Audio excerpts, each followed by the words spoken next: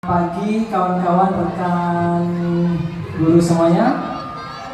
Tapi pun di pagi hari ini kami kelompok CGP calon guru penggerak dari angkatan 9 yang terdiri dari saya sendiri, saya Heri, kemudian Ibu Dian dan Ibu Puspa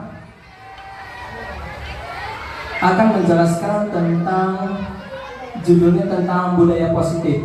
Jadi di sini kita lebih fokus kepada dimensiasi budaya positif.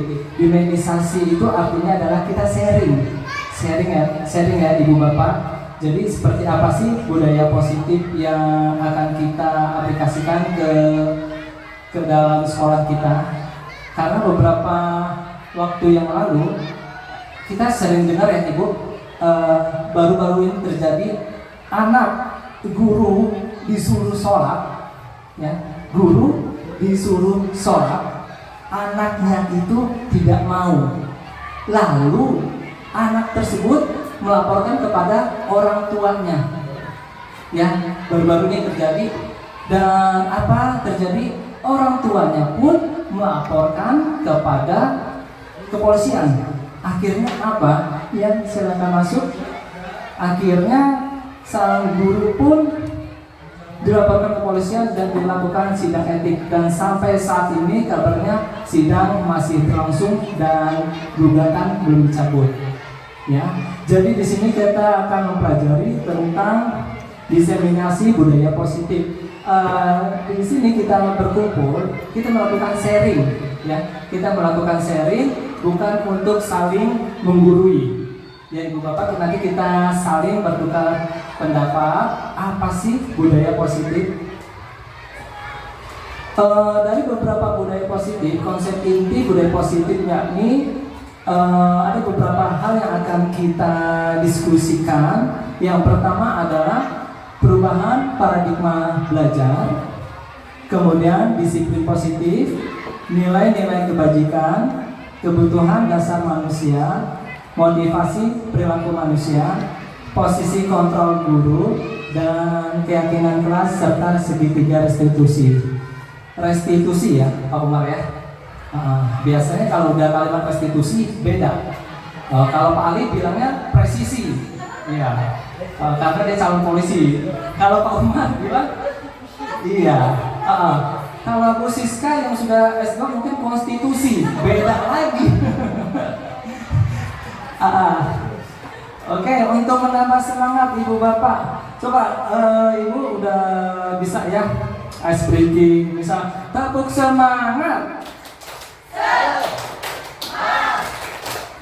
Semangat. Ketika ini sudah menjelang siang Ibu Bapak ya, kalau saya mengucapkan semangat pagi. Walaupun kita kadang siang sore semangatnya, iya. Tetapi semangatnya tetap pagi. Maupun pagi, siang, sore, malam kita tetap mengucapkan pagi. Kita ulangi kembali ya. Semangat pagi. Pagi.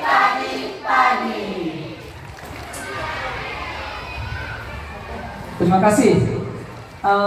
Di sini kita masuk kepada pembelajaran dengan paradigma baru.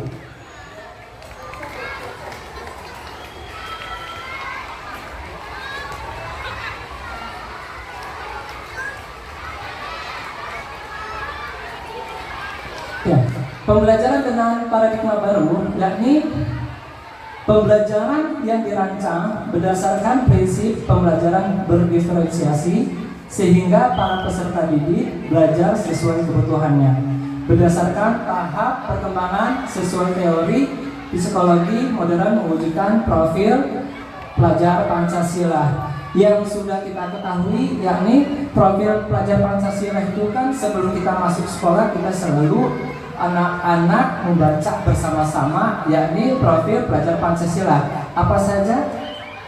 Satu, kawan-kawan? Iya, beriman kepada Tuhan Yang Maha Esa. Lanjut. Berkebinekaan global. Ketiga, bergotong royong, mandiri, bernalar kritis, dan coba saya minta salah satu rekan guru kita ya sebutkan 5 profil pelajar Pancasila. Ayo, siapa yang bisa? Oke, ya Bu Yanti.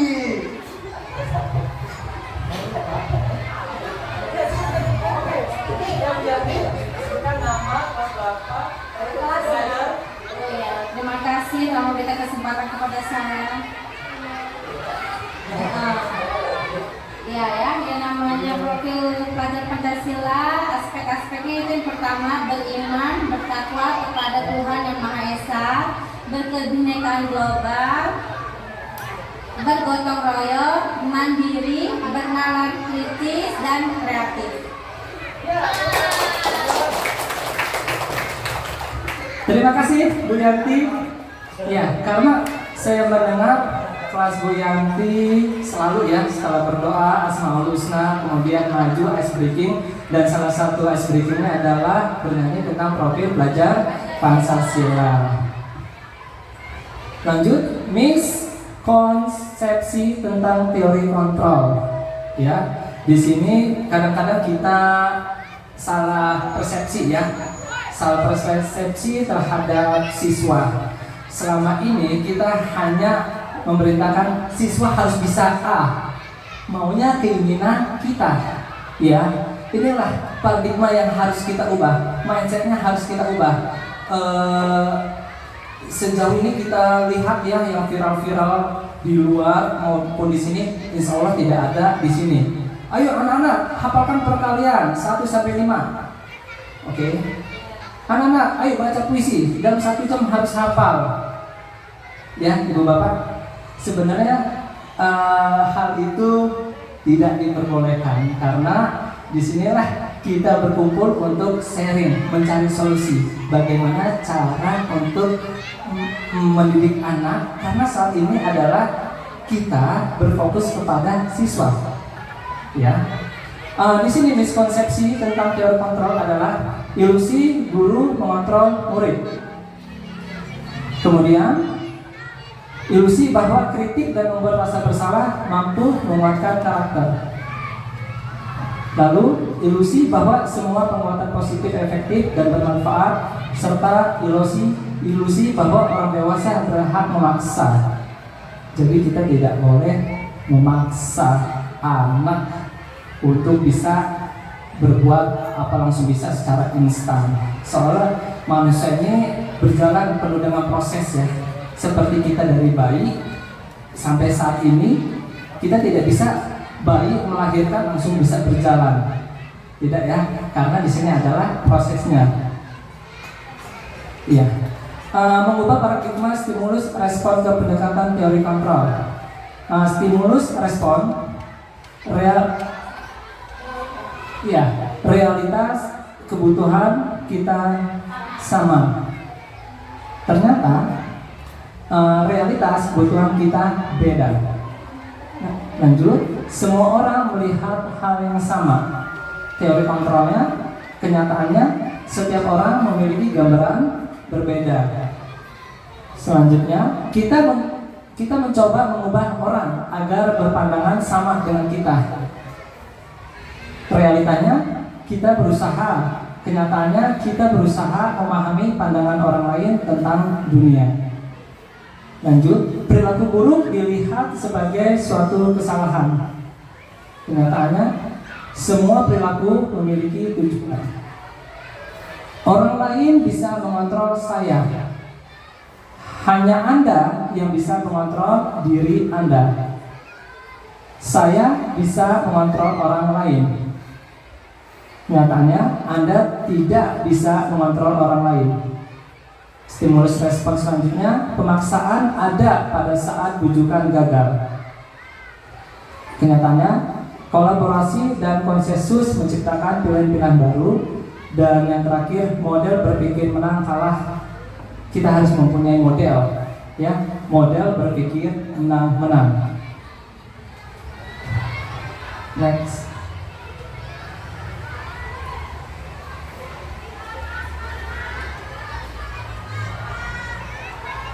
Pertanyaan pemantik tadi. Ya, di sini ada beberapa pertanyaan pemantik. Ibu, bapak, rekan guru yang hebat dari SDN 2 Sawah Lama, ada beberapa pertanyaan pemantik. You just say agree or disagree, setuju atau tidak setuju. Pertanyaan nomor 1, hukuman dapat mendisiplinkan anak, setuju atau tidak? Setuju atau tidak? Ya, hukuman dapat mendisiplinkan anak. Bagaimana Bu Kurota? Setuju. Ada lagi? Hukuman dapat mendisiplinkan anak, setuju atau tidak? Tidak. Tidak setuju. Baik. Selanjutnya, ini adalah pertanyaan-pertanyaan pemantik yang akan kita diskusikan selanjutnya.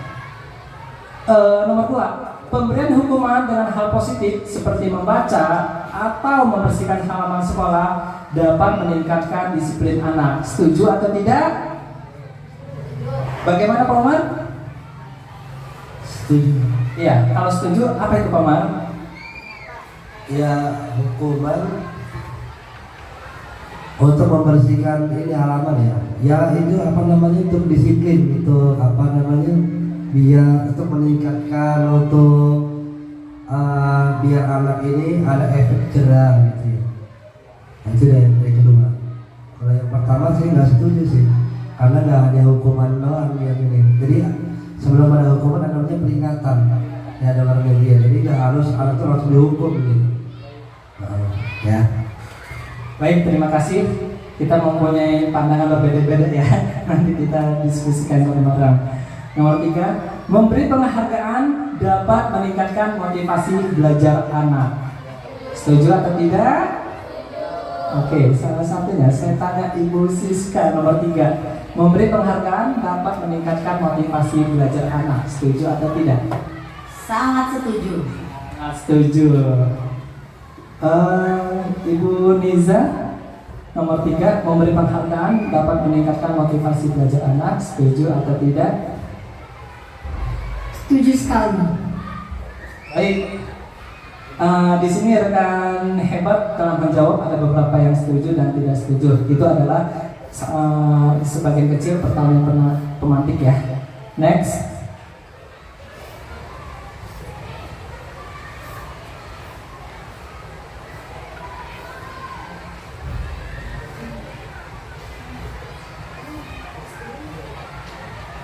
Baik, di sini saya ada kertas.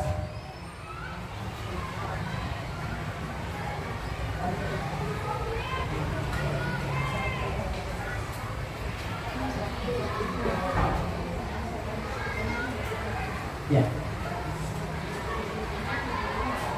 Kita sedikit game ya.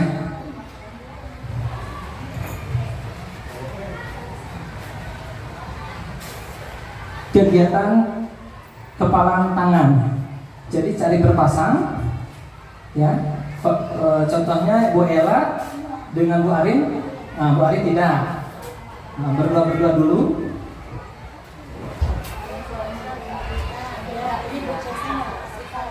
Ya, cari berpasang-pasangan.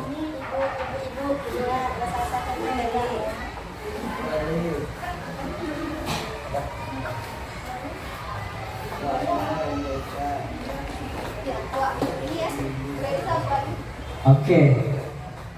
Baik.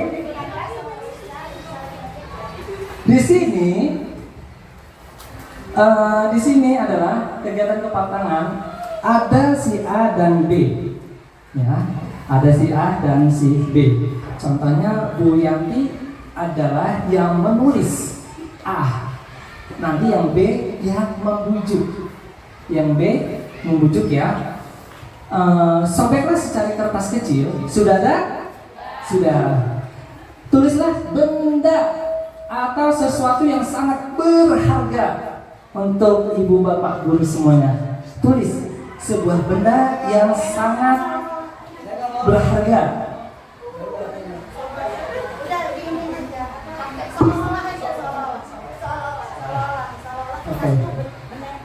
letakkan di salah satu tangan Anda setelah menulis, letakkan di dalam tangan genggaman Anda. Iya, dierat-erat, kalau perlu digenggam, dipeluk, karena itu seolah-olah adalah benda yang sangat berharga bagi Anda, dan di situ Anda tidak mau ya terbuka. Dan tugas B bagaimana? Tugas B adalah membujuk berbagai cara agar kertas tersebut bisa dibuka. Paham? Ya.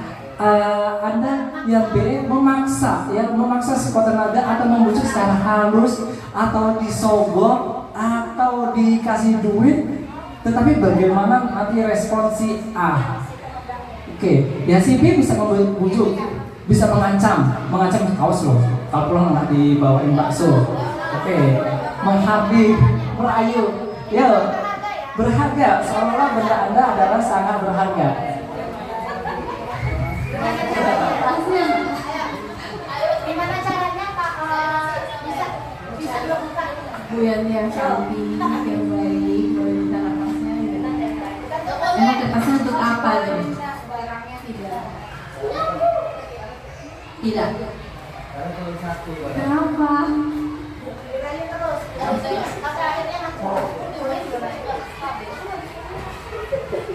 Iya. Iya, ya coba si Bu Sofi sudah berusaha untuk merayu Bu Yanti, tetapi Bu Yanti kekeh. Coba.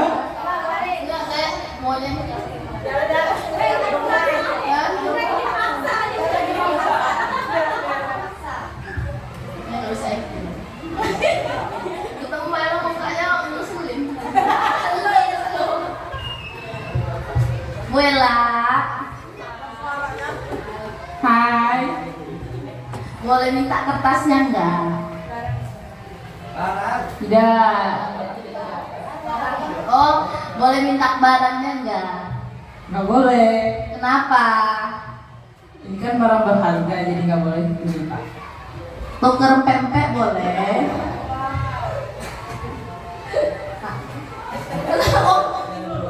Wow. Nih pempeknya. Ayolah. Sini.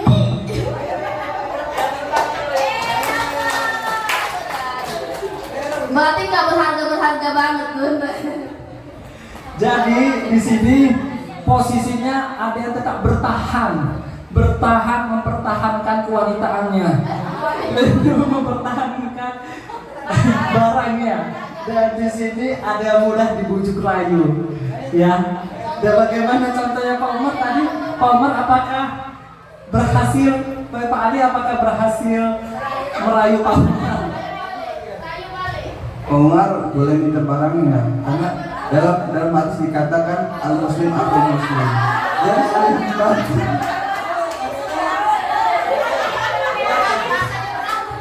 Kenapa kok mudah banget dikasihnya Pak Umar?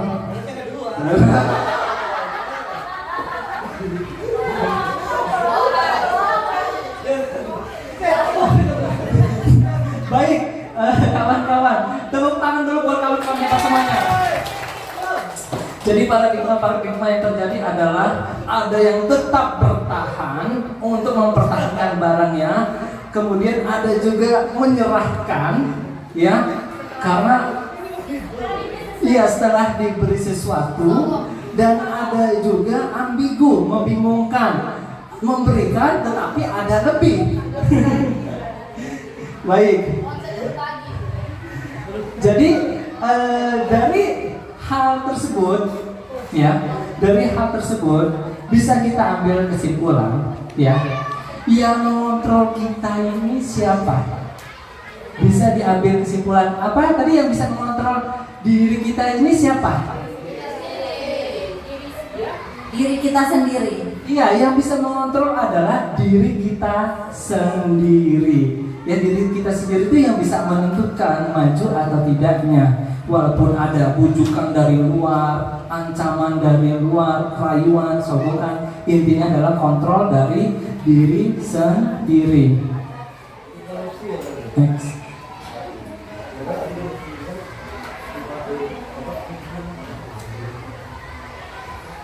Baik, kawan-kawan, lanjut diskusi tentang disiplin positif. Yang sudah kita ketahui bahwa disiplin berasal dari bahasa Latin, yakni disciplina, yang artinya adalah belajar. Disiplin mengacu pada disiplin diri yang memiliki tanggung jawab terhadap apa yang dilakukannya berdasarkan nilai-nilai yang diyakini. Disiplin positif merupakan salah satu cara penerapan disiplin yang bertujuan untuk menumbuhkan kesadaran serta memperdayakan peserta didik tanpa imbalan, penghargaan, rencana, atau hukuman.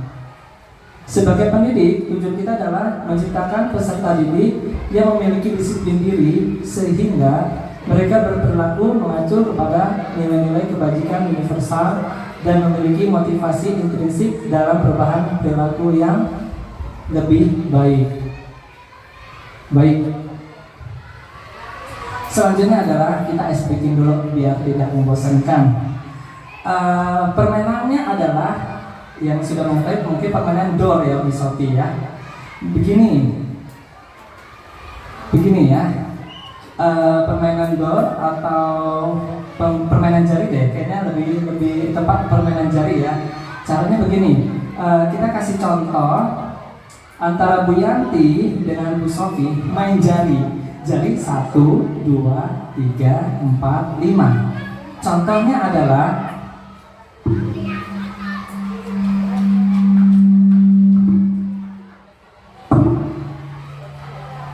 ini Miss Sophie, ini Bu Yanti. Tunjukkan jari perkalian, tetapi menggunakan perkalian. Misalnya Miss Sophie 2, Bu Yanti 3. 2 kali 3 berapa? 6. Paham? Cepat, 3 kali.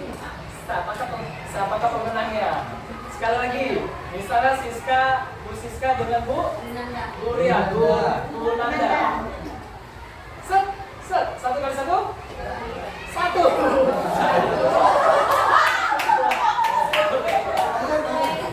Oke ya. Baik, yuk kita mulai berpasangan. 3 kali suitan. Yuk. Semuanya. Yuk. 1, 2, perkalian. 1, 2, 3. 1, 2, 3. Bu Siska, Bu Kiki. Ya. 4. Oke, siapa pemenangnya? Sophie. Siapa pemenangnya? Siska. Siapa pemenangnya? Min. Siapa? Oke, siapa? Abis 3 kali suitan.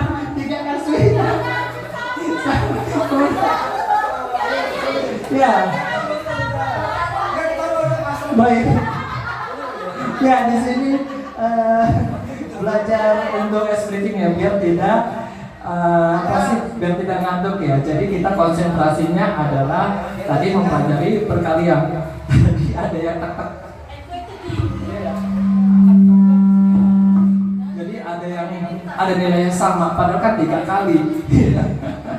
Baik, di dalam budaya positif itu kita mengenal namanya hukuman, konsekuensi, dan restitusi. Hukuman yakni tidak terencana atau tiba-tiba. Iya, Bu Kiki. Datang langsung. Iya.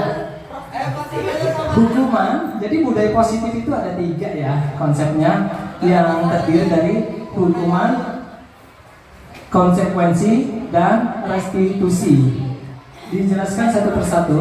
Hukuman itu bersifat tidak terencana, ya, tidak terencana atau tiba-tiba. Kemudian murid tidak tahu apa yang akan terjadi dan tidak dilibatkan, dan bersifat satu arah antara guru dengan murid. Kemudian berupa hukuman fisik dan psikis.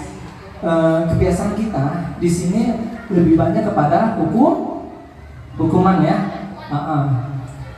Konsekuensi.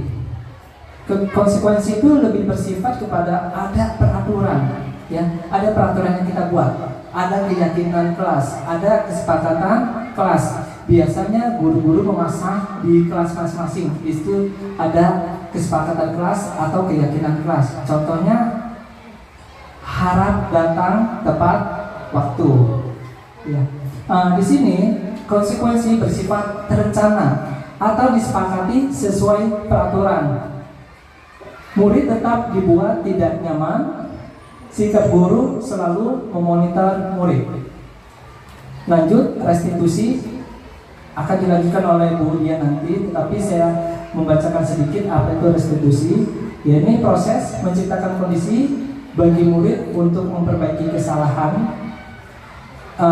Proses kolaboratif yang mengajarkan murid untuk mencari solusi sendiri. Next. Nah, tadi kita sudah belajar apa? Hukuman, konsekuensi dan restitusi. Di sini rekan-rekan hebat hanya menjawab hukuman atau konsekuensi saja. Ya, masih ingat tadi apa itu hukuman? Oke. Di flashback dulu, Miss Puspa mengingatkan kembali. Ya, Miss Queen. Oke. Silakan dibaca kembali. Ada beberapa item, yakni hukuman, konsekuensi, dan restitusi. Silakan dibaca. Oke. Selanjutnya kita kembali. Ada tindakan guru yang ibu bapak guru hebat menjawab hanya hukuman dan konsekuensi.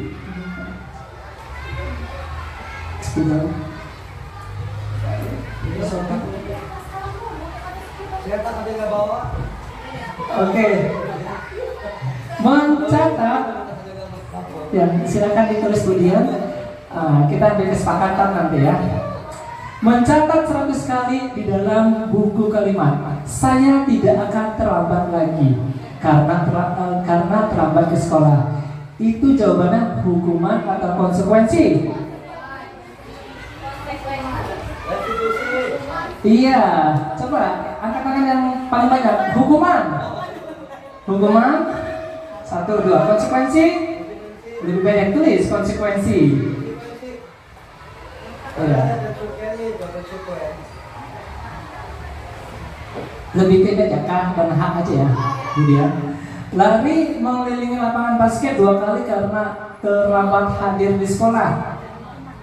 Hukuman. Oke, hak.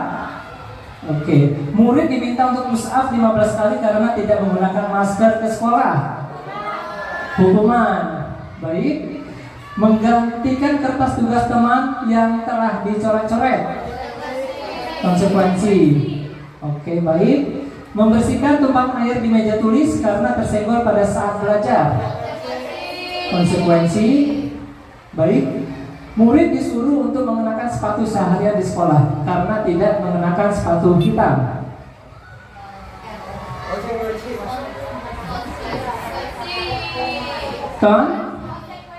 Konsekuensi. Kemudian lari mengelilingi lapangan basket 2 kali karena terlambat 10 menit untuk pelajaran kecok. Baik, ini adalah jawaban-jawaban rekan hebat semuanya. Kita tepuk tangan dulu buat rekan-rekan semuanya. Nah, selanjutnya adalah di dalam budaya positif kita lihat apakah tindakan guru ini termasuk hukuman atau konsekuensi. Next. Coba nomor 1 betul tidak? Bukan konsekuensi ya. Mencatat 100 kali di dalam buku kalimat saya tidak akan terlambat itu adalah hukuman ya, hukuman. Itu adalah jenis hukuman ya, karena secara spontan ya, belum ada kayaknya yang lulus. Dia jawaban awalnya tadi K. Kemudian lari mengelilingi lapangan basket sekali karena terlambat hadir di sekolah. Itu adalah hukuman. Betul, tepuk tangan dulu. Menggantikan kertas tugas teman yang telah dicoret-coret. Oke, konsekuensi, betul. Oke, teruskan dulu. Membersihkan tumpahan air di meja tulis karena tersenggol pada saat belajar. Oke, itu adalah konsekuensi. Konsekuensi sesuatu hal yang ada sebab akibat ya.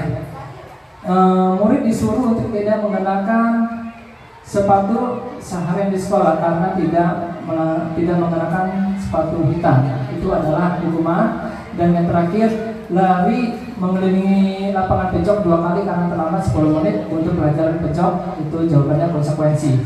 Oke, tepuk tangan dulu buat kawan semuanya. Baik, cukup dari saya. Semoga apa yang saya sampaikan bisa diaplikasikan di kelasnya masing-masing. Dan selanjutnya adalah akan dilanjuti oleh Ibu Puspa. Sekian, terima kasih. Wabillahi taufiq wal hidayah. Wassalamualaikum warahmatullahi wabarakatuh.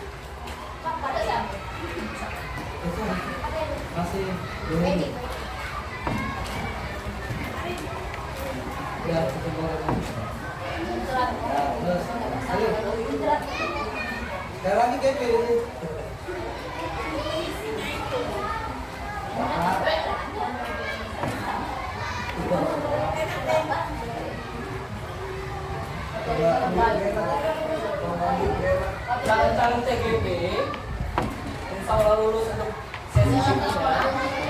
Dan kita akan seperti ini. Jadi kita belajar dari sekarang. Gantian aja ya. Saling nolong ya. Ya,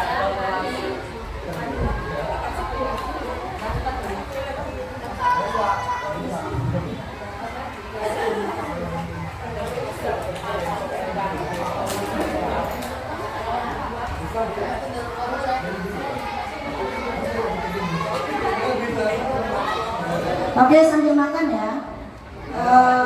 Berlanjut dari yang tadi sudah Pak Heri jelaskan, yaitu hukuman. Untuk menghindari hukuman itu kita membuat keyakinan kelas, ya. Mengapa keyakinan kelas? Mengapa bukan peraturan kelas? Karena peraturan itu guru yang membuat. Jadi anak itu terpaksa mengikutinya. Sedangkan kalau keyakinan itu kesadaran dari anak itu untuk membuat peraturan kelas, ya. Di sini mengapa tidak peraturan saja? Mengapa harus keyakinan kelas? Mengapa kita memiliki peraturan harus menggunakan helm bila mengendarai kendaraan roda 2? Kalau dia peraturan, artinya kita terpaksa memakai helm itu karena takut ditilang, ya.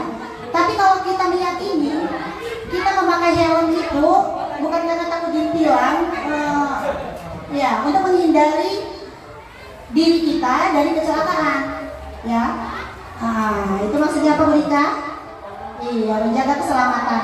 Berarti kita yakin dengan kita memakai helm kita akan selamat. Apabila kita terjatuh, kepala kita terbentuk, kita memakai helm tidak langsung kepala kita.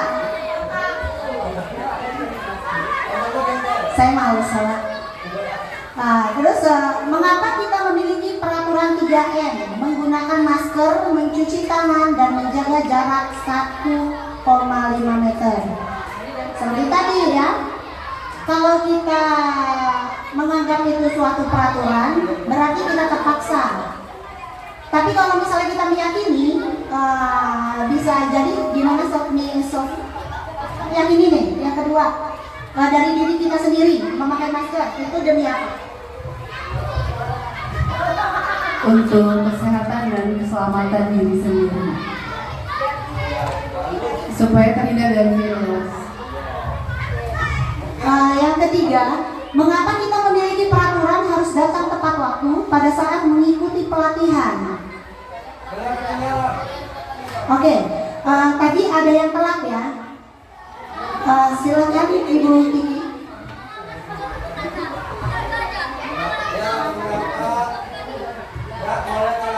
Menurut saya kita harus datang tepat waktu saat mengikuti pelatihan. Itu pertama, efisiensi waktu ya. Jika waktunya kita datang telat kan otomatis waktunya berkurang. Kemudian masalah materi juga tertinggal, kayak saya tadi agak-agak error ngeblank kayak apa tadi Bu? Apa? Iya.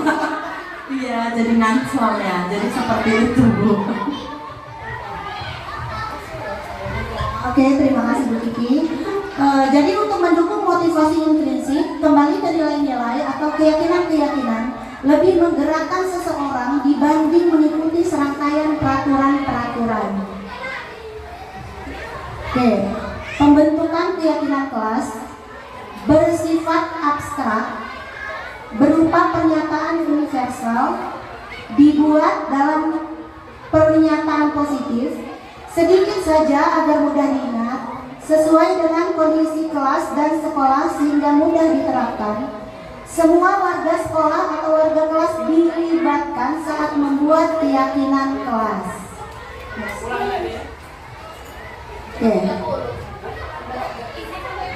Oke. Baik kawan-kawan, di depan sudah ada peraturan dan keyakinan kelasnya. Tapi keyakinan kelasnya masih kita masukkan ya. Peraturannya selalu kembalikan buku ke tempatnya. Keyakinan kelas yang tepat untuk kalimat pertama, ada yang bisa? Selalu kembalikan buku ke tempatnya. Keyakinan kelasnya?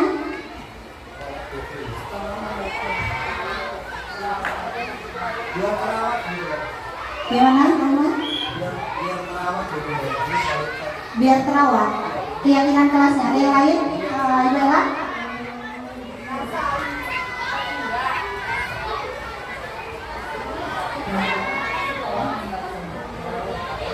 Keyakinan kelasnya mungkin selalu kembalikan buku di tempatnya ya.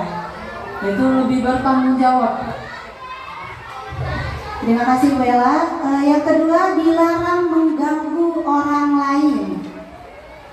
Dilarang mengganggu orang lain. Ada yang bisa? Ibu Niza? Keyakinan kelasnya? Ada konsekuensi kalau belum mendengar.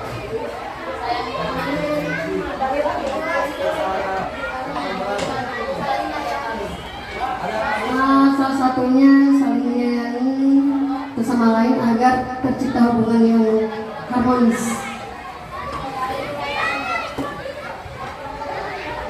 Yang ketiga, hadir di sekolah 15 menit sebelum pembelajaran dimulai. Ayo, Bu Siska. Kedisiplinan. Lanjut, dilarang melakukan kekerasan. Melakukan kekerasan.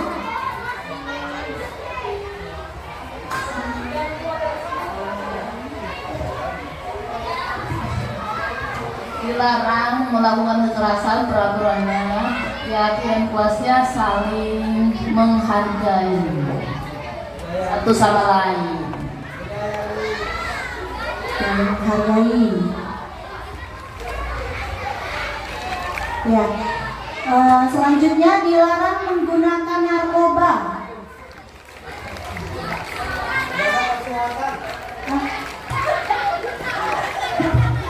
Menjaga kesehatan lah. Pakai narkoba mah itu bisa kecanduan narkotik. Ya. Kesehatan. Selanjutnya bergantian atau menunggu giliran. Ayo Cesa. Ayo. Budaya antri.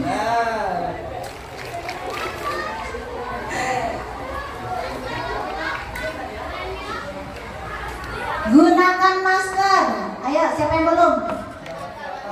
Budaya masker. Ayo, Beni. Menjaga kesehatan. Jawaban saya itu. Lanjut yang terakhir ya. Jangan berlari di kelas atau koridor. Bu Ayu. Cuma terjadi. Keselamatan. Oke, Bu Dian, keselamatan.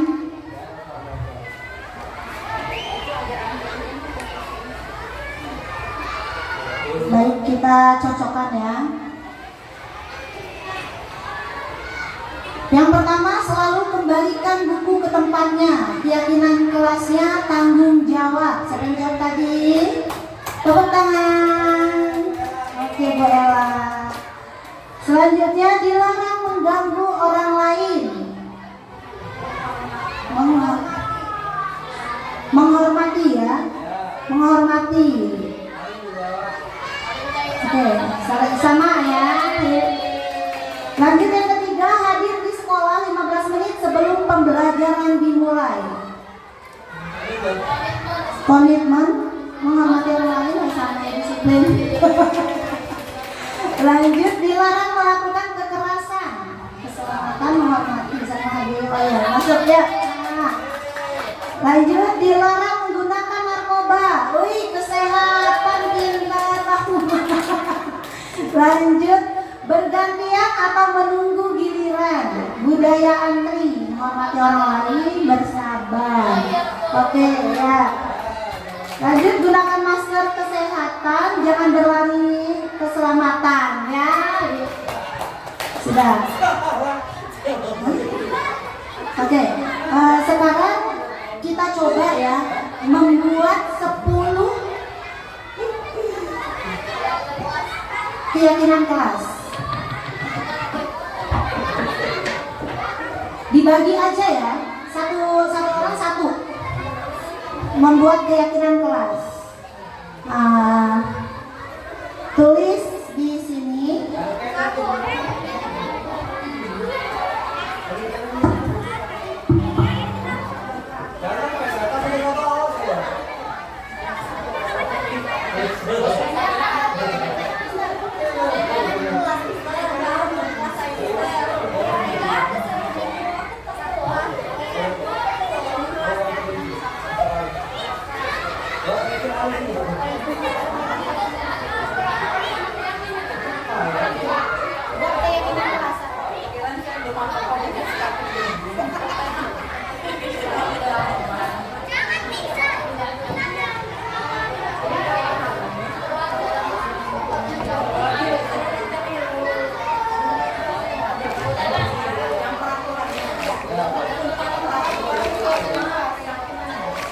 Kita buat keyakinan kelas ya, misalnya dilarang membuang sampah sembarangan, dilarang datang terlambat, dilarang memakai sepatu hitam, dilarang berpacaran, bolehnya bercewek.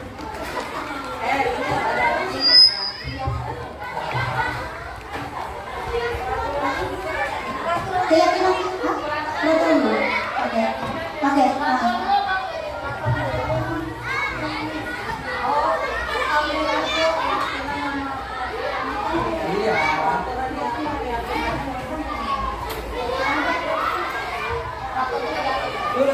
buat peraturan ya. Contohnya sudah ada tadi ya. Sudah.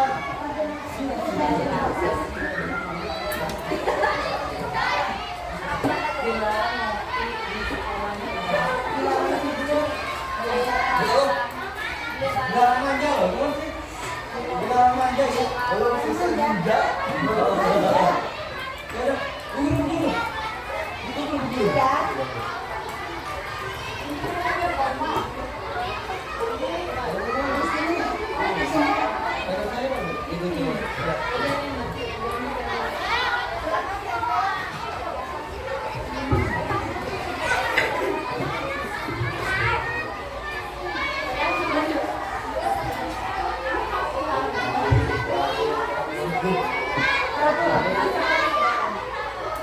Ya udah, dulu.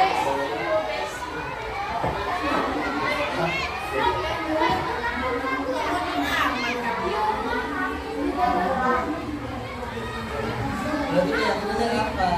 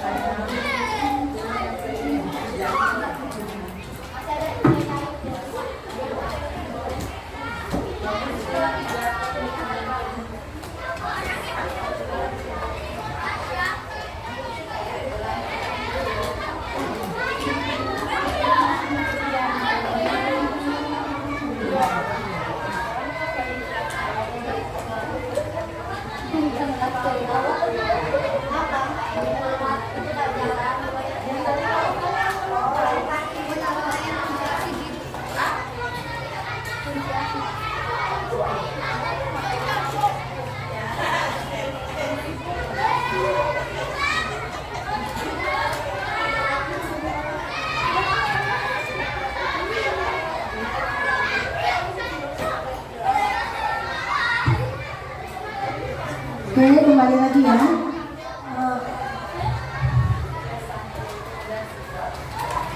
Di sini ada kawan kita yang nulis peraturannya menggunakan atribut pakaian sekolah lengkap sesuai peraturan. Keyakinan kelasnya apa nih? Peraturan. Menggunakan atribut pakaian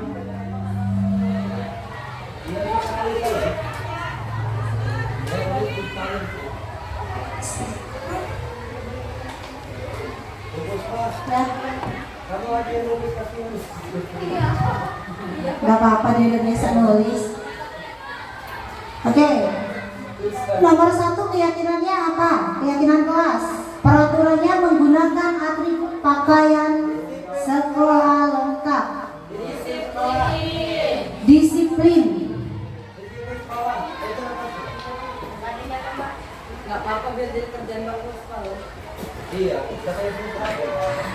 Yang kedua, tidak boleh berbohong.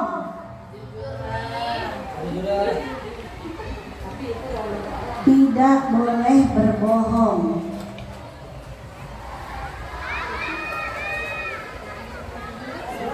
Keyakinannya kejujuran. Yang ketiga, buang sampah pada tempatnya. Iya.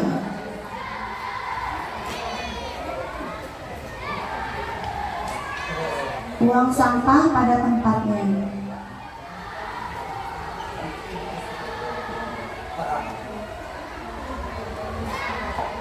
Keyakinan kelasnya kebersihan.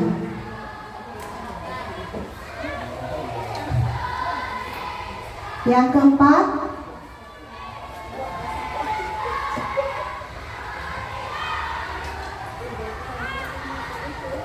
ini ada, tidak boleh buang air besar atau kecil sembarangan. Oh ya. Ya, keyakinan kelasnya Belum paham ya. Ya paham. keyakinan kelasnya kebersihan ya. Orang yang tahu. Tidak boleh datang terlambat itu sama ya, disiplin ya. Apa? Dilarang buang sampah sembarangan, tidak boleh berkata kasar, tidak boleh berkata kasar di depan guru dan teman. Keyakinan kelasnya apa? Saling sopan santun bisa, saling menghargai bisa ya. Akhlak mana ya tadi? Belum harga ya. Ya kalau agama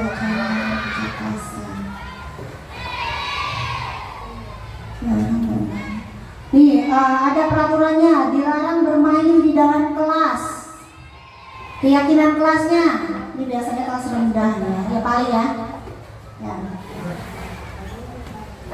Keyakinan kelasnya apa? Dilarang bermain di dalam kelas.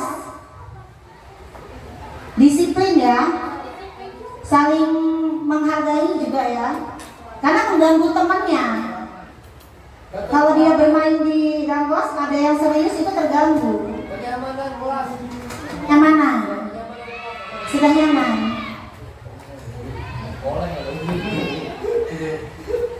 Nah, ini ada lagi nih, dilarang berpacaran. Gurunya pacaran mana? Ya, gurunya pacaran. Dilarang dan apa ini kalau dilarang pacaran ini keyakinan kelasnya? Ini kelas tinggi nih. Apa ya? Disiplin ya? Masa disiplin? Etika. Sopan santun bisa?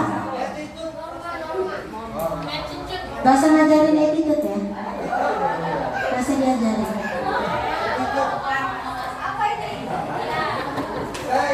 Apa ini? Normal.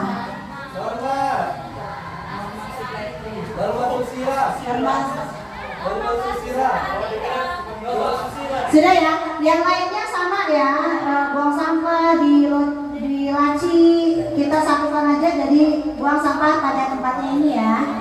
Jadi, oke, sudah. Berapa menit? Oke. Habis.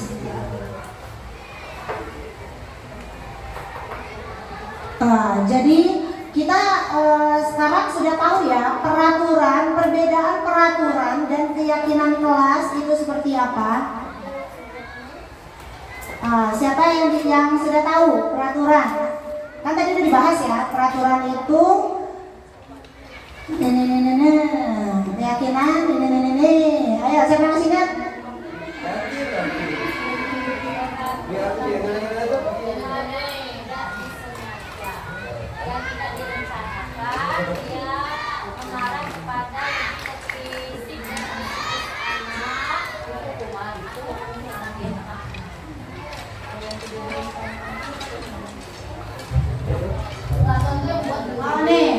Ayo, Marin. Kalau peraturan itu yang buat guru dan tidak ada kerjasama atau kolaborasi terhadap siswanya. Kalau keyakinan itu melibatkan seluruh siswa untuk sama-sama membuat keyakinan di dalam kelas. Jadi guru dan siswa itu sama-sama berkolaborasi untuk mendapatkan keyakinan kelas. Terima kasih. Terima kasih. Ya, peraturan kelas itu dibuat dengan gurunya, benar. Jadi sebelum anak-anak itu, mungkin sebelum anak-anak itu masuk, peraturan itu sudah ada. Sehingga anak-anak sudah menerima hasil. Sedangkan kalau keyakinan kelas itu kesepakatan, kolaborasi antara anak dan guru. Seperti itu. Jadi apabila mereka melanggar juga mereka tahu. Dan dari kalau misalnya mereka menerima hukuman itu juga mereka tidak akan dendam, tidak akan marah. Maksudnya ya seperti tadi yang dibahas sama Pak Heri, dia menumpahkan minuman. Dia sudah tahu kalau itu kesalahan dia karena dia nyenggol, sehingga dia yang membersihkannya. Nah, kalau misalnya kayak datang terlambat, tiba-tiba dia dihukum lari, itu kan gak nyambung. Karena dia datang terlambat, kenapa dia disuruh lari? Makanya itu disebut dengan hukuman, karena gak nyambung. Iya, kalau konsekuensi itu kan perbuatan dia, dan dia juga yang menyelesaikannya, seperti itu. Paham Bu Cesa? Paham ya? Sampai di sini paham ya? Ya. Jadi jangan ya gitu. Ya, dari sini kita bisa menerapkannya di kelas karena mungkin di sini kita kembali lagi ya, kita sharing, kita berbagi ilmu. Apa yang kami dapatkan itu yang kami sampaikan. Jadi seperti itu. Sekarang kalau mau buat bukan peraturan kelas lagi, tapi keyakinan kelas. Biar anak senang, guru senang, semua senang. Masya Allah.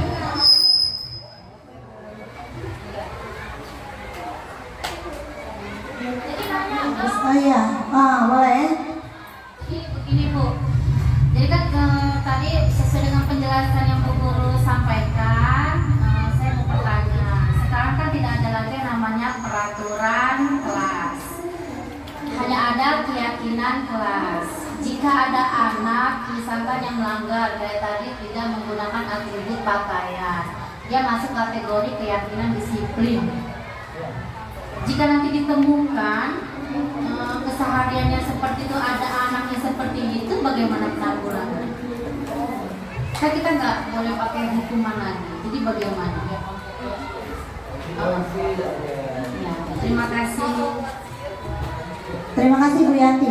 Jadi gini, kita bisa memanggil anak tersebut dan kita melakukan segitiga restitusi yang nanti akan dibahas oleh Ibu Dian ya. Segitiga restitusi ya. Anak kita panggil, kita ngobrol ya. Kita guru sebagai coachingnya ya. Jadi kita tanya, kita kan sudah buat keyakinan kelas tuh, dia melanggar ya. Jadi kita tanya kesalahan apa? Kita tanya dulu, kita jangan langsung menghukumnya. Kenapa kamu Ibu panggil? Tahu nggak kesalahan kamu apa? Keyakinan kelas apa yang sudah kamu langgar? Seperti itu. Nanti mereka jawab sendiri. Itu kesalahan mereka buat dan mereka bakal menemukan solusinya karena kita menanyakan di akhirnya ya. Di situ kan segitiga restitusi itu ada 3 bagian ya. Yang pertama mengidentifikasi Yang kedua, validasi kesalahan. Yang ketiga, menanyakan keyakinan. Jadi kita sudah nanya keyakinan kelas apa yang telah dilanggar. Dia nanti menjawab, oh disiplin Bu. Oke, baik. Jadi menurut kamu, apa yang sebaiknya kamu lakukan? Nanti mereka bakal jawab, oh ya, nanti kedepannya pas saya akan memakai atribut lengkap. Seperti itu. Jadi kalau kita memanggil anak itu dan kita ngajak mereka ngobrol, mungkin itu lebih diterima dengan mereka. Karena mereka merasa ya mereka salah gitu kan. Aku salah, kamu harusnya kayak gini. Nah, itu oke, mereka diam. Dan itu tidak menuntut kemungkinan bahwa anak itu nanti dendam. Apabila kita guru mata pelajaran, dia benci dengan pelajaran kita. Nah, kalau anak sudah benci, sudah nggak suka, itu nggak akan nyambung gitu. Iya, jadi kita memakai segitiga restitusi seperti itu. Ya. Ya, seperti itu. Ya. Iya, dia yang cari solusi. Itu kesadaran diri dia sendiri. Nanti akan timbul, Bu Yanti. Oke, seperti itu. Hah? Sudah? Cukup? Oke, sekarang lanjut ya. Bu Dian, silakan. Terima kasih semuanya. Masih semangat?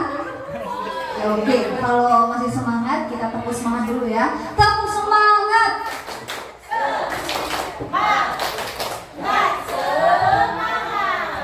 Oke, terima kasih kepada Pak Heri, Bu Puspa telah menyampaikan materi tentang budaya positif.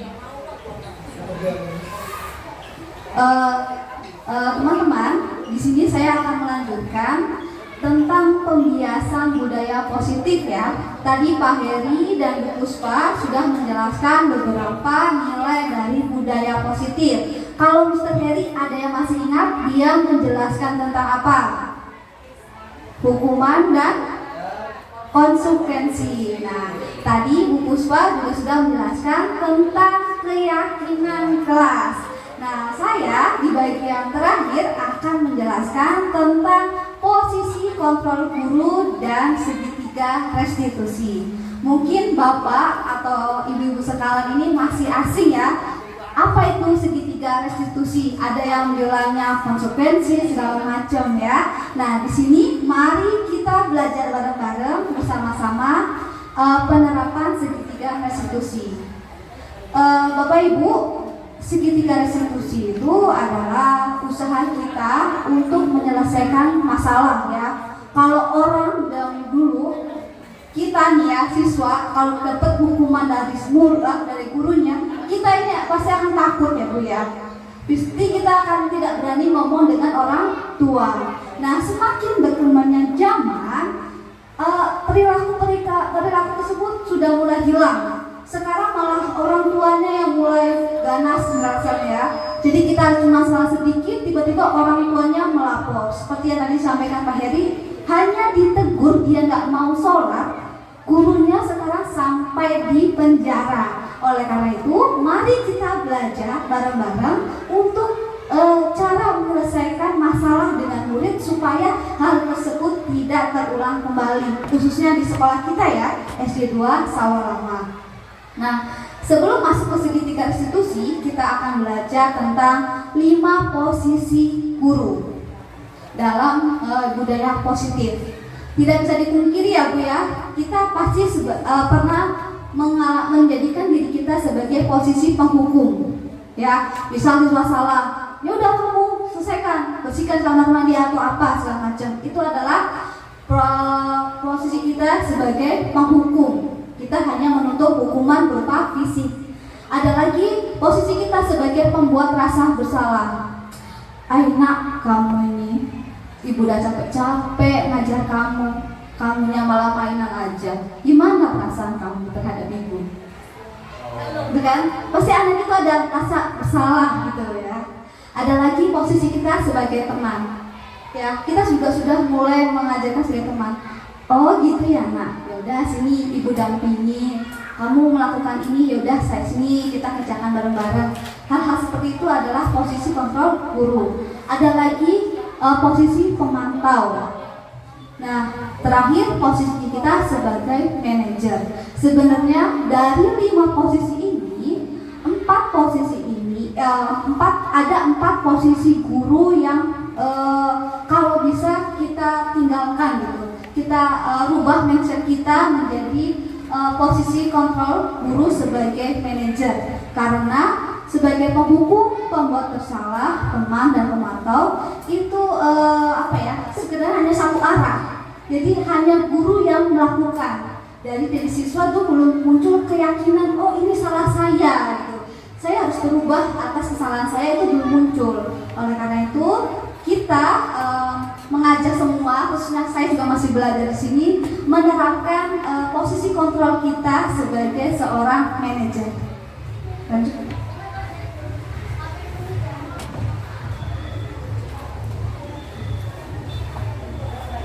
Oke, ini tadi 5 posisi kontrol ya. Ada penghukum, pembuat bersalah, teman, pemantau, dan manajer. Oke, untuk posisi penghukum dan pembuat salah, ini adalah posisi kontrol yang gagal, ya.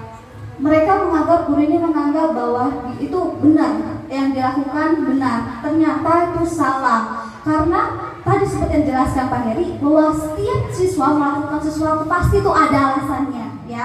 Dan kadang kita tuh nggak mau tahu apa sih alasan siswa itu. Mungkin dia terlambat. Kamu kenapa terlambat? Pasti ada alasannya. Oh, mungkin dia bensinnya mau, motornya mogok dan segala macam. Dan kadang kita langsung spontan gitu. Ya udah sana kamu keliling lapangan 5 kali gitu.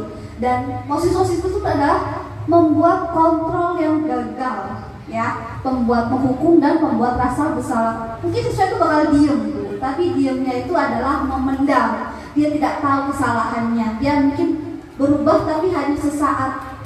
Berikutnya pasti akan mengulanginya lagi. Lalu sebagai teman dan pemantau, kita mikir, oh kita sebagai teman nih, mungkin kita akan bisa membuat identitas anak itu, kontrol itu berhasil ya Bu ya. Ternyata ini berhasil, tapi akan membuat orang itu ketergantungan. Kayak tadi disampaikan ya, kira-kira kalau kita memberikan reward, memberikan hadiah, itu tuh kan kita berpikirnya siswa itu akan semangat, tapi itu ternyata salah, karena akan membuat perspektif mereka itu, saya melakukan ini karena saya dapat imbalan. Dan kita kan nggak mungkin kan Bu, setiap hari harus menyediakan misal coklat tiap hari, ini setiap hari, itu tidak mungkin. Dan itu motivasi mereka melakukan tindakan itu yaitu hanya untuk mengharapkan imbalan atau ketergantungan sama orang lain. Mungkin misal ya kelasnya Bu Yanti misal, Bu Yanti ini tertib nih, kelasnya ada membuat bintang gitu ya biar tempel dapat bintang, dapat reward gitu ya. Nah mungkin suatu saat Bu Yanti nggak masuk, kan ada guru pengganti ya, dan tidak menerapkan hal itu, dan mungkin akan berimbas pada siswanya. Jadi malas-malesan gitu, kan saya nggak dapet itu, kalau Bu Yanti saya dapet itu Bu. Sedangkan kalau misalnya sama Bu Kiki, saya nggak dapet itu. Jadi ada rasa cemburu, kan nggak dapet lah gitu. Hanya malas gitu. Padahal kita kan berharap dengan adanya itu membuat siswa itu semangat ya. Tapi setelah saya pelajari itu ada efeknya setelah itu. Nah, posisi yang paling bagus kontrol kita sebagai manajer. Pertama, kalau kita membuat kesalahan, kita harus mencari tahu dulu apa dengan pertanyaan, menggali alasan mereka melakukan kesalahan. Yang kedua, tanyakan apa keyakinan yang kita yakini. Kemudian ajak mereka untuk mencari tahu solusi permasalahan yang bisa kita lakukan untuk menghadapi permasalahan itu. Misal anak datang terlambat, kita cari tahu dulu anak ini kenapa gitu. Terus kita juga tanya solusi kepada dia, kira-kira solusinya apa ya Nak. Jadi kita hanya sebagai fasilitator ya, jadi dia yang berbuat salah, dia juga yang mencari solusi permasalahannya. begitu. Terus kita juga perlu menguatkan pribadi dia gitu ya. Kamu ini bodoh, terlambat gitu. Jangan menggunakan kata-kata itu karena itu akan menyakiti hati si murid siswanya. Belajar bersama untuk mengevaluasi diri dan memperbaiki diri ke depannya begitu. Lanjut. Nah, di sini ada 5 posisi kontrol. Ya, ada kasus yang pertama, siswa tidak memakai atribut lengkap saat upacara bendera.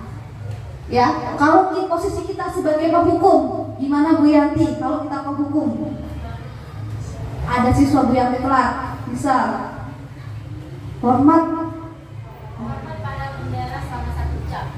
mungkin dulu kita posisinya kayak gitu ya Bu ya. Ternyata itu adalah sebagai penghukum. Ada lagi, silakan dibaca. Bagaimana Pak Umar kalau kita menerapkan posisi kontrol sebagai pembuat rasa bersalah? Berapa kali Ibu?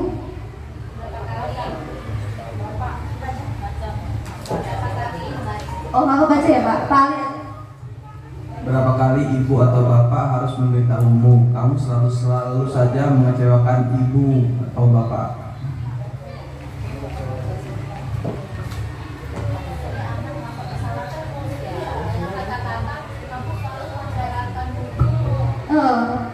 Sebelumnya Bu. Iya, jadi tuh anak itu akan merasa rasa bersalah gitu loh. Betul sekali. Secara perlahan kita sudah membunuh karakter anak ya. Tanpa kita sadari ya Bu ya, karena tadi ada sebuah ilusi. Kita memberikan hubungan ilusi kita itu bayangan kita tuh siswa itu bakal nurut gitu. Ternyata tuh salah ilusi itu. Dan karena setiap siswa itu pasti punya alasan yang harus juga kita pahami alasannya. Lanjut. Kalau posisi kita sebagai teman, gimana Bu kalau menanggapi kasus tersebut? Bu Ayu? Baca, Bu Siska? Ayo dong ikuti aturan sekolah, tolong bantu ibu atau bapak yang sekali ini. Ya sudah, tidak apa-apa, lain kali jangan sampai berbuat seperti ini lagi ya. Oke ya, ini kata-kata yang mungkin kita halus ya Bu ya, halus supaya anak itu baru sekali nih, baru ini gitu. Tapi ternyata posisi itu kontrol sebagai teman kurang efektif gitu ya. Lanjut, ada lagi posisi kontrol kita sebagai pemantau. Mungkin bisa dibacakan Ibu Rika apa yang biasa Ibu lakukan sebagai pemantau?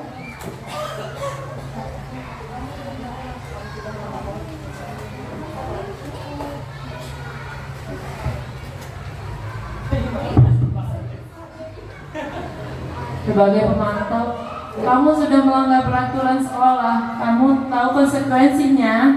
Setelah upacara, kamu beli atributnya di koperasi dan jangan sampai kamu mengulanginya lagi.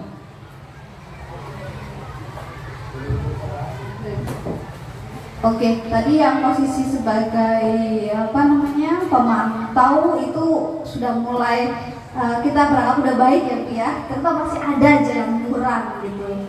Nah sekarang kita lihat bagaimana posisi kita sebagai guru untuk menanggapi kasus siswa tersebut sebagai seorang apa Pak? Tugas guru harus sebagai seorang apa? Manajer. Ayo kita lihat. Apakah kamu tahu kesalahanmu? Kira-kira bagaimana kamu? Nah, apa kamu tahu? Mungkin kita Ijal, sini nak. Apa kamu tahu nak apa kesalahanmu? Ya ini Ijal, maaf ya. Ijal sorry ya. Saya mau tahu Ijal. Oke, maaf atas itu spontan ya. Jadi sebagai manajer kita tuh harus tahu apa itu alasannya, apa kesalahan siswa itu. Jadi siswa itu tahu, saya berbuat salah nih, saya tidak memakai atribut lengkap. Lalu kita cari tahu kira-kira bagaimana cara kamu berbagi kesalahanmu. Jadi dia akan sadar gitu. Oh, saya harus kayak gini ya Bu, aku harus seperti ini gitu. Jadi iya, sebenarnya teman pemantau sama manajer itu beda-bedanya tipis, beda tipis ya. Tapi kalau yang pemantau sama teman itu kita nggak tahu apa alasan dia, apa kesalahan dia, dia tidak ada solusinya. Kita hanya menunjuk orang yang ya gitu. Nah ini posisi kontrol, apakah aku? Yuk kita tetap bareng-bareng ya. Saya kecewa sekali dengan kamu. Kira-kira apa? Posisi kontrol apa? Ayo, ada 5 ya. Masih ingat ada 5? Bisa disebutkan? 1, sebagai apa? Penghukum. Kedua, sebagai apa? Pembuat rasa bersalah. Ketiga, sebagai apa? Teman. Keempat, sebagai pemantau. Dan yang terakhir, posisi kita sebagai manajer. Nah, sekarang pertama, saya kecewa sekali dengan kamu. Apa? Membuat rasa. Oke ya. Membuat rasa bersalah, betul. Lanjut. Next. Kamu tidak pernah benar melakukannya. Ayo, kamu tidak pernah benar melakukannya. Ayo, psikis ya, benar. Penghukum bisa, pembalasan bersalah bisa. Ayo, next lagi. Apa rencanamu untuk menyelesaikan masalah ini? Sebagai apa? Manajer. Betul sekali Pak Umar. Lanjut. Nih, ayolah lakukan demi ibu bapak ya. Ayo dong lakukan ini demi ibu bapak ya. Sebagai apa? Teman. Oke, good. Lanjut. Kamu tidak pernah mendapat nilai jika tidak mengerjakan tugas pemantau. Oke, good. 100 buat Pak Umar dan Rianti. Tepuk tangan dulu. Oke. 50.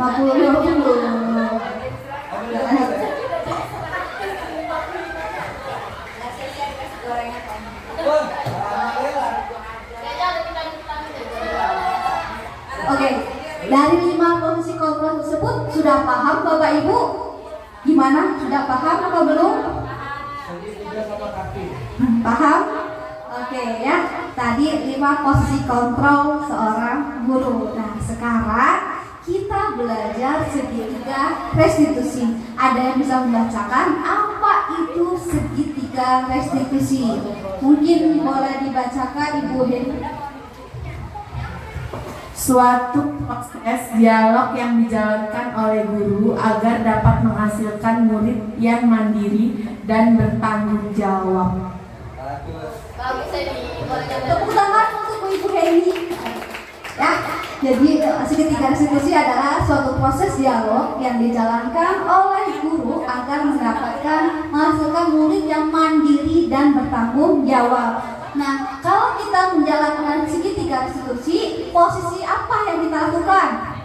Sebagai manajer. Makanya ini saling berkaitan.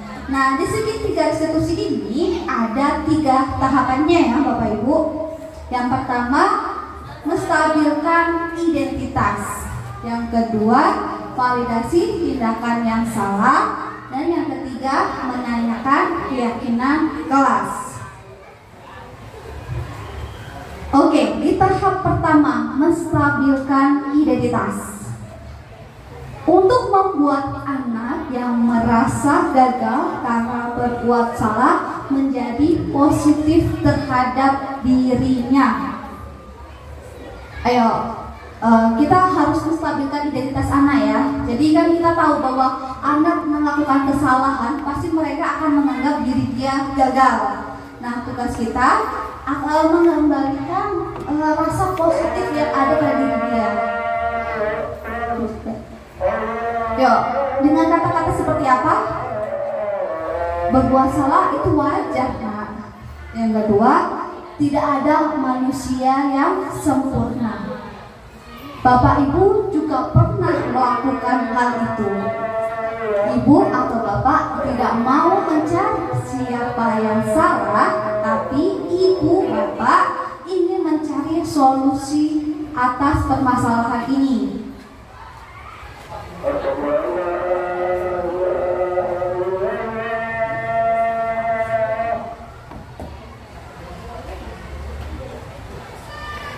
Oke, dengerin azan dulu ya Bapak Ibu.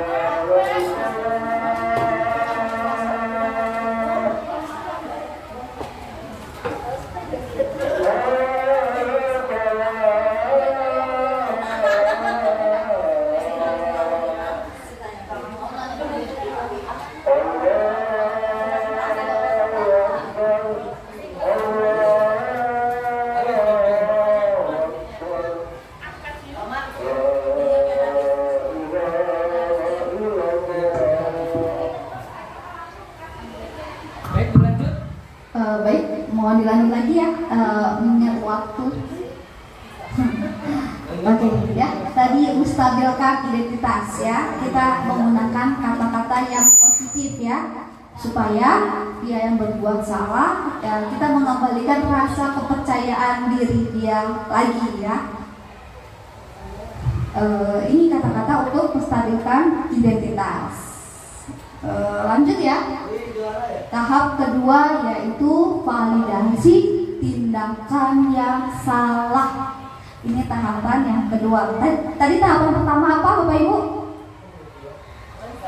Menstabilkan identitas, menimbulkan lagi rasa percaya diri mereka setelah berbuat kesalahan ya.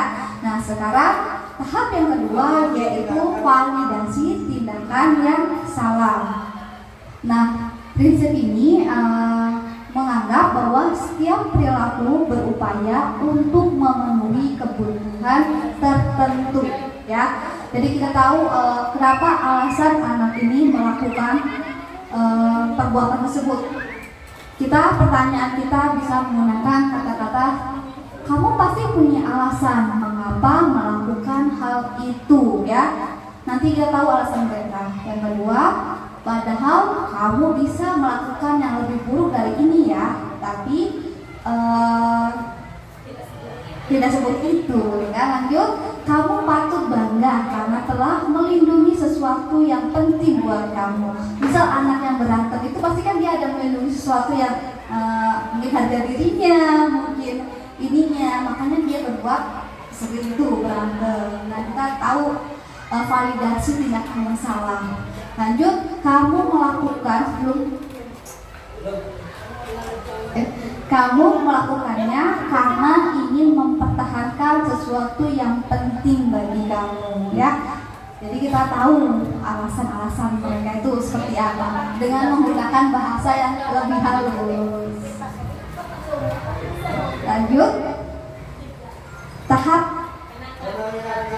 terakhir yaitu menanyakan keyakinan. Nah, tadi sudah dibahas ya bagaimana cara membuat keyakinan bersama di kelas ya. Dan dari keyakinan secara sadar ya, mereka kan udah tahu nih keyakinan apa yang sudah dia buat di kelas mereka ya. Nah di sini kita akan menguatkan lagi ingatan dia tentang keyakinan yang sudah mereka buat. Hal ini bertujuan untuk memotivasi diri mereka secara intrinsik dalam diri dia. Jadi mereka berubah, oh iya, saya soalnya di sini gitu. Keyakinan ini yang saya lakukan. Bisa, apa keyakinan kelas kita, kata-katanya ya. Kedua, nilai-nilai apa yang telah disepakati bersama. Dan yang ketiga, seperti apa gambaran sebuah kelas yang ideal menurut kamu. Dan yang terakhir, kamu ingin menjadi seorang yang seperti apa. Ya, mungkin dari ketiga tahapan itu sudah sering kita lakukan ya Bu ya. Tanpa sadar kita sudah melakukan hal itu, tapi kita tidak tahu apa nama dari tahapan tersebut ya. Nah, saya sudah membagikan ya, tadi ada beberapa video ya di YouTube di grup tentang contoh penerapan segitiga restitusi ya. Silakan Bapak Ibu lihat, boleh lihat di grup atau di sini sekilas saja ya. Oke ya. Nanti setelah ini Ibu akan meminta kalian untuk praktek ya. Saya mengajak Bapak Ibu untuk praktek penerapan dari segitiga restitusi. Silakan Bapak baca contohnya yang sudah saya share di grup ya.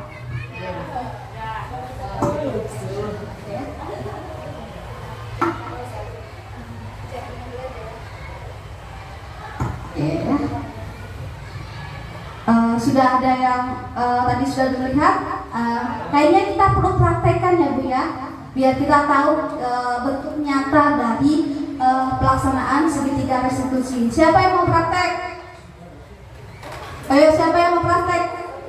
Jadi guru dan murid. Dari guru dan siswa. Siapa yang praktek? Oh, Masya Allah, Bu Ella ya. Bu Ella dengan Bu Ari ya. Hari ini silahkan coba praktekkan tentang segitiga restitusi sesuai apa yang sudah saya dapat.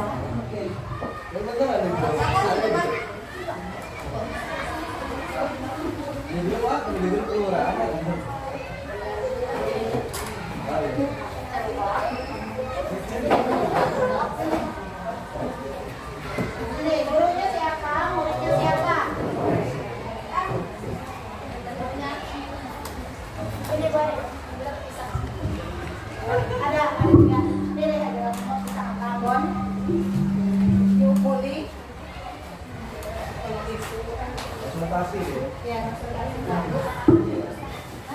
Terima kasih atas kesempatannya. Di sini saya sebagai guru ya, yang berperan sebagai guru, dan Bu Arin sebagai siswanya. Kita mulai ya.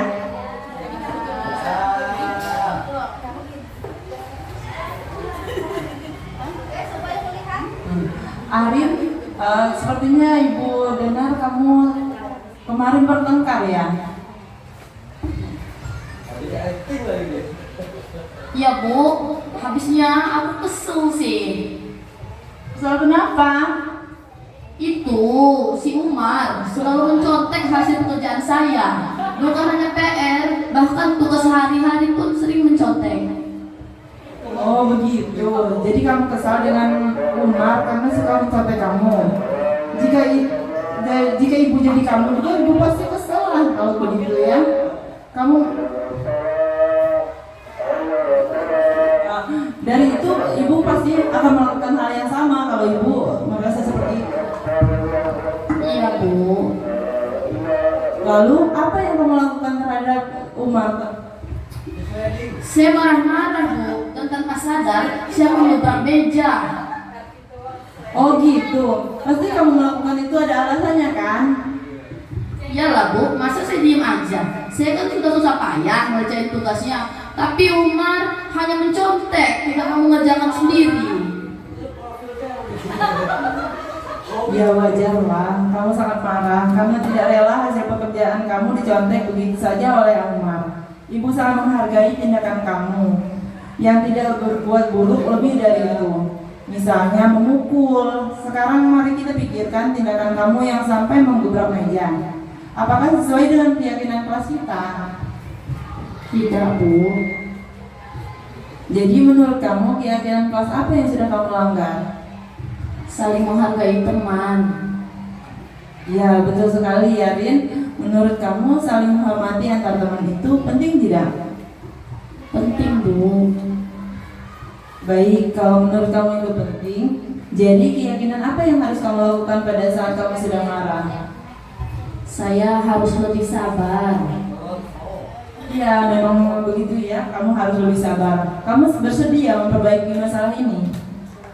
Bersedia, Bu. Apa yang akan kamu lakukan untuk memperbaiki masalah ini? Saya akan lebih sabar dan menahan amarah saya. Kalau ada kawan yang mencontek, saya akan laporkan langsung ke guru mata pelajaran atau ibu sebagai wali kelas saya. Ya, tepat sekali ya tindakan kamu. Tetap semangat dan sekarang kamu boleh kembali ke kelas lagi. Baik, Bu, terima kasih. Oke, sekarang saya mau mendengarkan pendapat Bu Arin ketika melakukan validasi segitiga restitusi.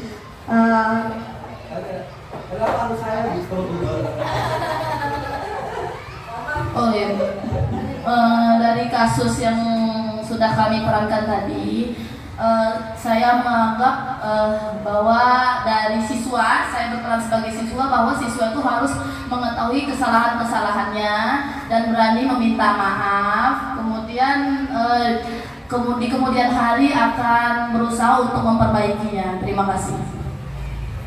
Oke, terima kasih Ibu Arin. Sekarang dari tanggapan dari gurunya gimana?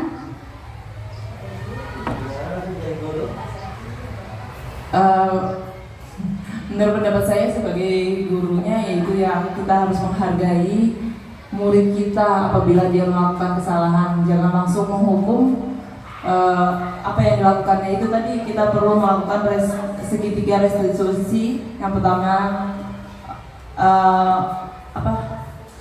identitas kedua menstabilkan identitas. Jadi kita tahu dulu permasalahannya. Yang kedua yaitu validasi masalah, dan yaitu yang terakhir yaitu menanyakan keyakinan kelas yang sudah kita yakini bersama. Oke ya, tepuk tangan untuk Ibu Arin dan Ibu Ellen. Ya. Demikian pemaparan saya tentang posisi kontrol dan segitiga restitusi. Apakah Bapak Ibu ada yang ingin bertanya mengenai materi tersebut? Cukup? Sudah cukup? Oke ya. Karena ini sudah waktunya udah siang, kayak perut sudah mulai keroncongan. Mungkin kami bertiga ingin mengakhiri kegiatan presentasi pada siang hari ini ya. Saya silakan kembali ke Pak Heri. Demikian, terima kasih atas pemaparan yang disampaikan oleh Ibu Puspa dan Ibu Dian. Semoga apa yang dipresentasikan oleh kami bisa bermanfaat bagi kita semua, dan kita berusaha untuk mengubah mindset kita. Selama ini kan kita guru hanya sebagai penghukum ya kawan-kawan ya. Semoga kita bisa berubah untuk menjadi yang lebih baik. Dan dari sini juga saya bisa mengakui, biasanya kan setelah upacara yang memotong yang datang telat biasa dihukum. Sekarang kita jadi berubah dan kita jadi paham ya Ibu Bapak ya. Sekian, terima kasih. Apabila ada salah-salah kata, apabila ada salah-salah ucapan, itu kesalahan dari kami. Saya minta maaf pada Ibu Bapak dan saya mengatur kepada Allah Subhanahu wa taala. Demikian saya akhiri. Wabillahi taufiq wal hidayah. Wassalamualaikum warahmatullahi wabarakatuh. Guru bergerak, bergerak.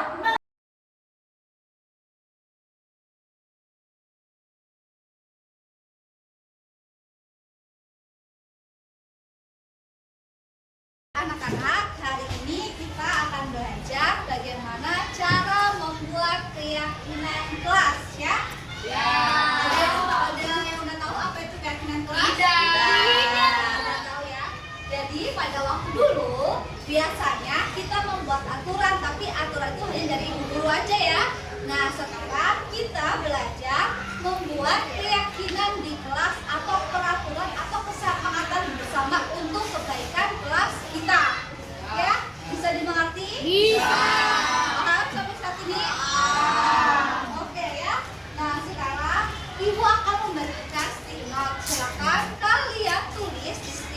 ini masing-masing satu peraturan yang mungkin kalian yakini untuk kebaikan kelas kita.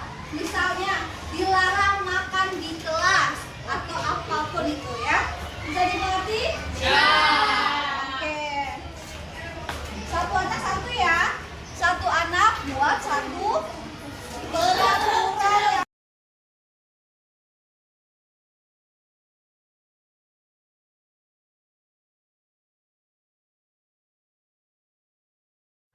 yang ya, tadi peraturan atau aturan yang kalian yakini, silakan kalian tempel di bagian sini, paham?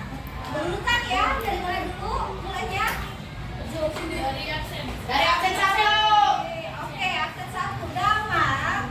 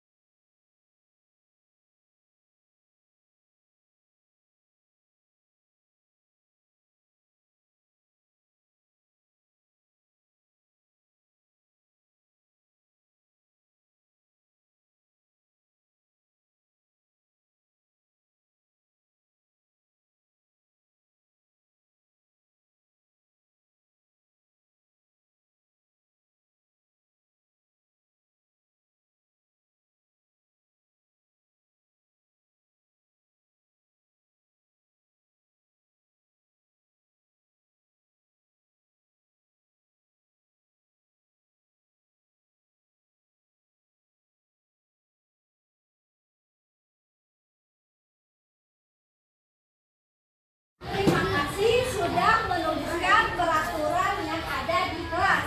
Ibu minta 2 orang perwakilan membacakan peraturan yang sudah kalian tulis. Siapa yang berani? Oke ya, Damar sama Farabi. Silakan di mana?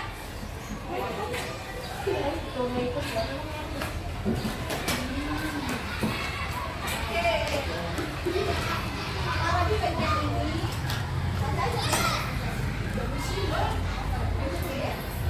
Apa itu peraturannya?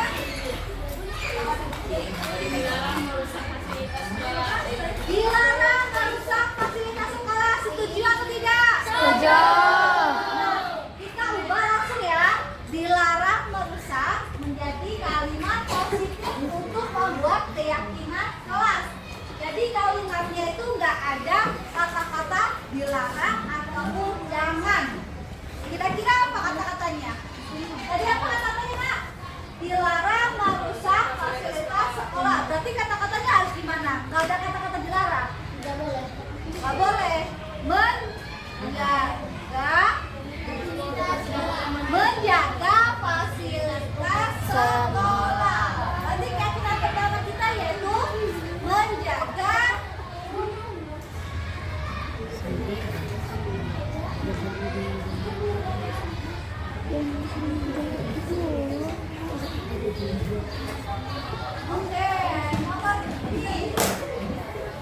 tidak dilarang buang sampah sembarangan. Oke, bawahnya Dilarang buang sampah di kelas. atau sampah isinya dilarang buang sampah. Ya, isinya sama. Sama. Ada berapa orang yang memiliki aturan dilarang membuang sampah? Ada berapa orang? 10.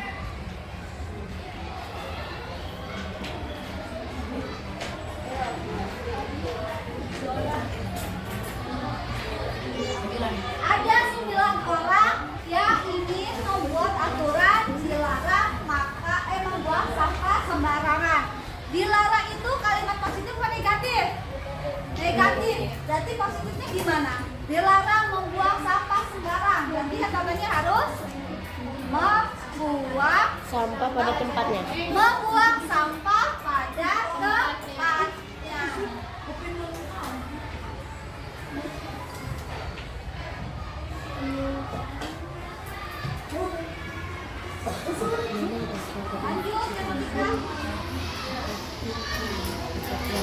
Tidak boleh mengejek nama orang tua. Ada berapa orang yang setuju dengan kata itu? Ada berapa orang? Ada 2 orang yang bilang dilarang mengejek nama orang tua. Itu tidak boleh memakai nama orang tua. Berarti harusnya gimana? Menjaga nama baik orang. Menjaga nama baik orang tua.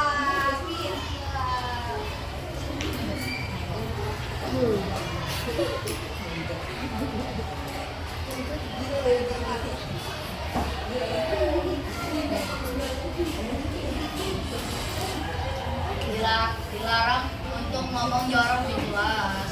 Lanjut, ada dilarang ngomong jorok di kelas. Berarti aturannya gimana? Tidak berkata kasar. Jangan kata tidak. Gak boleh ngomong satu pun. Gak boleh. Intinya kata-katanya nggak ada kata-kata tidak atau jangan. Berarti harusnya gimana? Tidak boleh ngomong satu pun kata. Ngomong yang baik. Berbicara yang baik-baik. Oke, Teresa.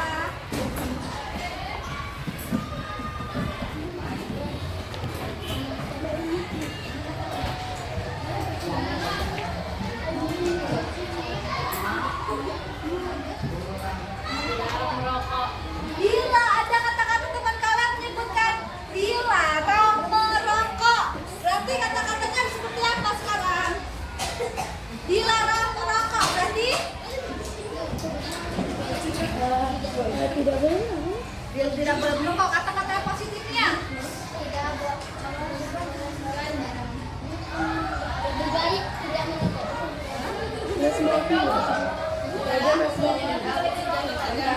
ya nggak boleh merokok, berarti kita gunakan kata-kata positifnya ya.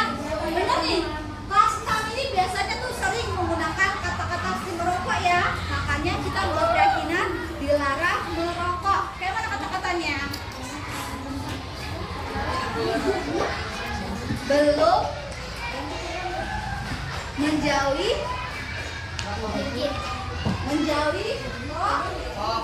belum boleh rokok, belum menjauhi rokok ya, menjauhi rokok. Oke ya.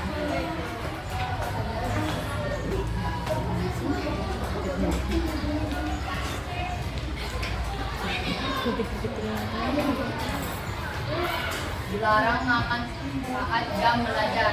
Dilarang makan saat jam belajar. Boleh nggak kira-kira? Tidak. Nggak boleh ya. Ya, nggak boleh ya makan saat jam pelajaran. Kata-katanya yang benar gimana? Makan pada waktu istirahat. makan pada waktu istirahat.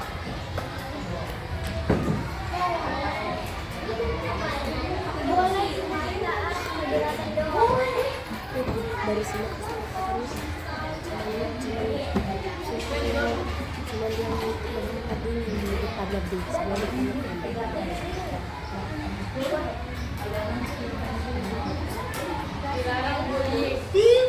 Selanjutnya dilarang bullying. Yuk, siapa yang membuli temennya di kelas? Jonathan.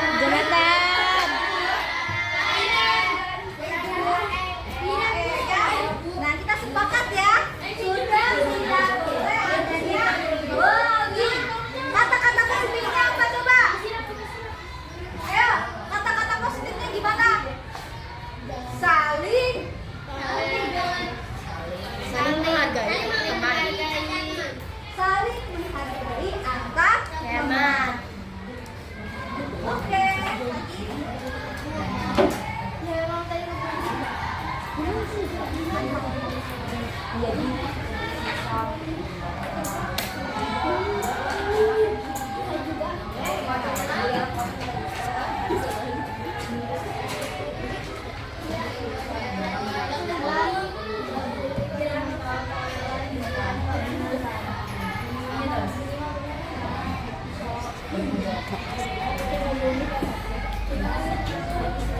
Dilarang membawa senjata tajam. Dilarang membawa senjata tajam.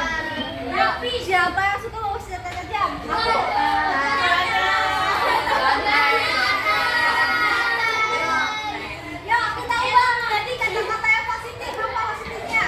Tidak boleh membawa senjata tajam. Tidak menggunakan kata-kata tidak. Apa?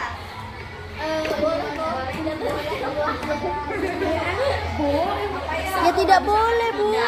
Tidak boleh membawa senjata tajam. Dilarang membawa. Harus membawa senjata tajam. Dilarang membawa senjata tajam. Menggunakan senjata tajam Seperti pisau. menggunakan ya apa ya kira-kira apa ya senjata tajam Jauhi senjata tajam. ya kata-kata positifnya apa nak coba deh coba tuh ibu kata-kata positifnya dilarang membawa senjata tajam berarti Membawa barang yang lebih ya membawa barang aman saat ya membawa barang yang aman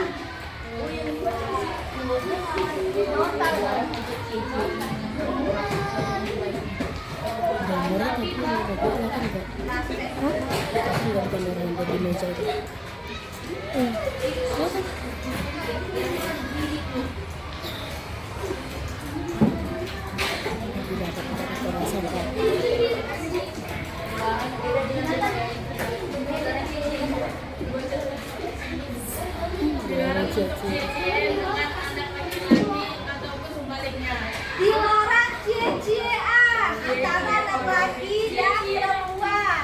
Berarti bahasa positifnya apa? Saling saling mohon. saling apa? Saling mencintai, Bu. Saling mencintai. Saling mencintai. Sama ya dengan ini ya. Berarti bisa masuk ke dalam ini enggak? Saling menghargai dan teman. Bisa? Bisa. Masuk nggak? Bisa. Ya, saling menghargai antar lagi ya. Dilarang berisik saat guru menerangkan pelajaran. Dilarang berisik saat guru menerangkan pelajaran. Berarti kata-katanya gimana? Menghormati guru. Menghormati Guru. Mengajari.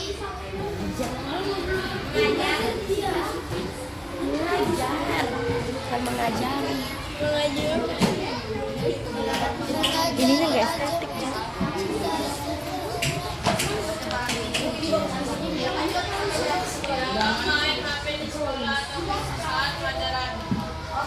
dilarang main HP saat jam pelajaran ya. Kata-katanya gimana? Dilarang memakai HP saat jam pelajaran. Berarti menggunakan HP saat disuruh. sesuai kebutuhan. Ya kan?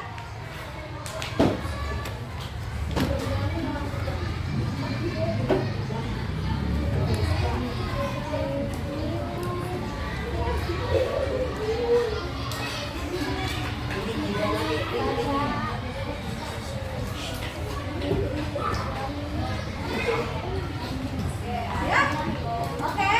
Nanti kita di sini sudah sepakat ada 10 keyakinan kelas. Kita sekarang sepakat atau tidak sepakat ya? Silakan para Jabar bacakan keyakinan kelas. Keyakinan kelas. 1. Menjaga fasilitas sekolah. Setuju atau tidak? Setuju. Membuang sampah pada tempatnya. Setuju. Menjaga nama baik orang tua. Setuju tidak? Berbicara dengan baik. Setuju tidak? Setuju. Menjauhi rokok. Setuju tidak? Setuju. Makan pada waktu istirahat. Setuju tidak? Setuju. Saling menghargai antar teman. Setuju tidak? Setuju. Membawa barang yang aman saat sekolah. Setuju. Menghormati guru. Setuju tidak? Setuju. Menggunakan HP sesuai kebutuhan. Setuju tidak? Setuju.